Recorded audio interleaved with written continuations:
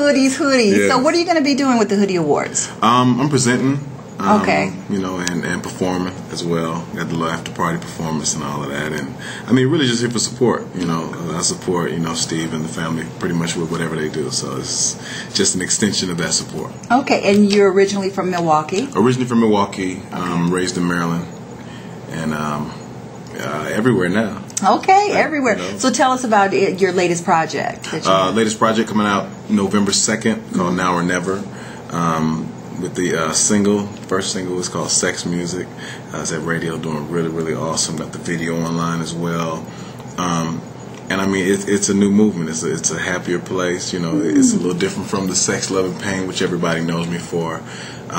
It's a happier album. That album had a lot of heartbreak and a lot of, I don't know, I was going through some things. Really? You know what I mean? And then that's just kind of what I penned, from the I Hate You to the wedding song, the wedding that didn't work out, and, all of those things to now to come into this place to where, I done got past some things, got over some things, and, met some new people, and this album reflects that energy, that good energy. Yeah, I believe Usher was talking about that recently himself, that his last album was reflective of the emotions he was going through at the time. Do artists normally do that? Is that something that, when you get in the studio and you write, does it have to come from a real place, or can it be fictional? Because as a writer, we could be fictional or we can go real. It depends on the artist, what I mean? A lot of artists don't write their own music. So sometimes, they're kind of trying to sift through the music that kind of identifies with them best, but for me, it's easy for me to be personal and be real, as far as my music is concerned, because I do it. You know what I mean? So it's easy for me to write firsthand everything that happened. You know what I mean? This is how it went down, word for word, and this is how I responded, and this is how you should act. You know what I mean? So I'm able to be super personal with my music because I'm the creator. Okay. Now, a lot of artists are sampling. Especially when it comes to rap music and those kind of things. Is that something that what's your feeling on sampling? It's all music. It's all music. So if you pull from an Earth, Wind, and Fire tune, this is all a part of the creative process. It's all from something. Okay. You know what I mean? Right. We all get our inspiration and our technique and our style from somebody, from somewhere. Just do it right. Do it with some taste, with some quality. So who's influenced you in your music? In my music, it started early. My cousin influenced me, Alfonso Giles. He was, Berklee College of Music, and taught the choir and played the drums at the church and all this stuff. And that's who I used to try to be like, growing up. And then from there was, it was the Reverend John P. Key and Commission and Kim Burrell and, all of these people. And then when I finally started listening to R&B, like Babyface was killing it. The production by Jimmy Jam and Terry Lewis and, R. Kelly and people like that. And so, from all of that, I just threw it all in the pot and just figured out how to make my own way, make my own way about it. And so now, I do whatever they call this tank thing. So what is this tank thing? If you had to define the quality or your music, how would you define it? What category? I would call it prideless emotion. You know what I mean? Because I say a lot of things that, that men think but don't necessarily say. They're like, I ain't saying all that. I'm just saying my fault. You know what I mean? But I break it all the way down to where, a man is pretty much down to his shirt. If he still got that, you know what I mean, to where he has nothing. And, women love that vulnerability. Like, they love to know that, they mean that much to a man. And those are the places that I go that most artists won't. And that is so true, because even some of our, especially of our African American brothers, they are taking different styles, I think, from artists in the entertainment business. Either it's the saggy pants, or if it's a mentality even in the music sometimes that degrades African American women or just women in general. So what's your take on that? I think that first it starts at home. It starts with the parents and all of those things. I mean, I think that there's a certain responsibility that we should take, because this music does influence.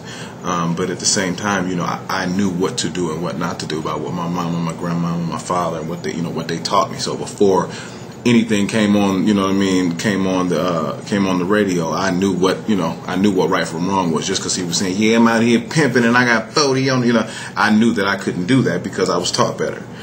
So you can place some of the blame on the music, but it also starts in the home. You gotta teach better and know better. If you know better, you'll do better. Okay. Now, what's your musical projection for yourself? Because you're very intelligent, so I know you know the business side of this business. So, what's your projection of where you want to go? Let's say in 5 years from now, 10 years, where do you see yourself? I mean, of course, I want to be at the top of the food chain, but just from a business standpoint, I just want to have a lot of things in place as far as like we finally got our name, Song Dynasty, on the album, and this thing represents, our jump out there as a label and a production company, and we want to establish Stag at our own acts. We have our producers, we have all of these things in place, and now it's just about taking it to the next level. You know what I mean, and raising the awareness. You know what I mean. We want to be, worldwide. You know what I mean. When you say Song Dynasty or you say Tank, I want, people over in Australia. I know that guy, Tank, right? I want it that way to where it's not even a question of what we do. But I also want it to be understood that, when you say that name, that it represents quality, and that whether you come to us to get a record or whether you come to us to get a show or whatever it is, that you're getting quality music. Okay. And what Tank? Where'd the name come from? What is where does that originate? I'm really a superhero. Okay. And so that's the thing. Might not believe me, but I'm fly. I can fly and everything. No, it was. I was a little baby. I had a big head and a big stomach, and I used to, run around the house making a gang of noise. And originally started out, tell that tank head boy to sit down somewhere, and then it just got shortened to Tank, and that's just who I've been. That's it. Okay. And as far as where do you leave after you leave Vegas? Where are you going from here? Are you going on tour? Yeah, we're still we've been on tour for the last 4 weeks, and we have another 5 weeks to go. Okay. Are you in tour? Who are you on tour with? Promo tour. Just me, myself, and I, raising the awareness. We're running for president. I'm like Obama Jr. And we're putting a personal touch back to music. Is what we're doing, and actually going to see people and shake hands and give hugs and sign autographs and to say thank you, because the people, they're not buying records because they probably don't feel like it matters. They don't feel like we appreciate it, so we're getting back to the grassroots of how this thing was established, and it's paying off for us. Now, what do you say to young brothers and sisters that want to get in the music industry? Because the dynamic has changed. Mm-hmm. No longer are you pitching yourself to a record executive at one of the record companies. Jay King indicated independence is the way to go. You've got to start your own situation, get the units out there. What do you say to that if for a young brother or sister that wants to get into the game of music? How is it different today and than it was back in the day? Well, I mean, it is smaller, I will say that, and that, when one person doesn't like you, it kind of resonates very quickly, you know what I mean? It's not even really a phone call, it's a knock on the next building. Yeah, we're not feeling it, you know what I mean? So, in that aspect, it's not really a whole lot of stops, you can make as far as trying to sell yourself. But yeah, I do encourage that, if you want to be in the music business, to be a music business. You don't have to wait for a label to sign you to be a music business. Like, if you have your music ready, if you got some pictures, if you got a little boom box or whatever, then you go stand by your boom box and have your CDs and have your pictures and say, man, this is what I'm doing. $5, how you feeling? You know what I'm saying? And that's where you start. That's where it all starts with the Master P's and Baby from Cash Money and all these people, you know what I mean, who didn't wait on the music business, who just started their own music business. Okay, and what motto do you live by? Work hard, play hard. All right, work hard, play hard. Well, thank you so much, Tank, for being with Black Image Television. Thank you very much. Okay, thank you.